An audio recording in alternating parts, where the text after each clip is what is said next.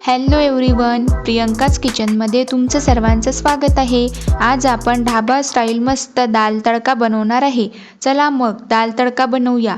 सर्वप्रथम 1 वाटी तुरीची डाळ व छोटे 2 चम्मच मुगाची डाळ स्वच्छ धुवून 15 ते 20 मिनिट भिजत घालावी आणि नंतर गॅसवर कुकर ठेवून त्यामध्ये तेल टाकून ते तापल्यानंतर जिरे, मोहरी, थोडा कढीपत्ता आणि एक छोटा बारीक कापलेला कांदा टाकून तो लालसर झाल्यानंतर त्यामध्ये बारीक कापलेला एक छोटा टमाटर टाकून ते 2 ते 3 मिनिट झाल्यानंतर त्यामध्ये थोडी हळद आणि गरम मसाला टाकून ते मिक्स केल्यानंतर भिजत घातलेली डाळ टाकून 5 मिनिट मस्त भाजून घेऊन आपल्या अंदाजानुसार पाणी टाकून व चवीनुसार मीठ टाकून कुकरचे झाकण लावून 3 ते 4 शिट्ट्या होऊ द्याव्या।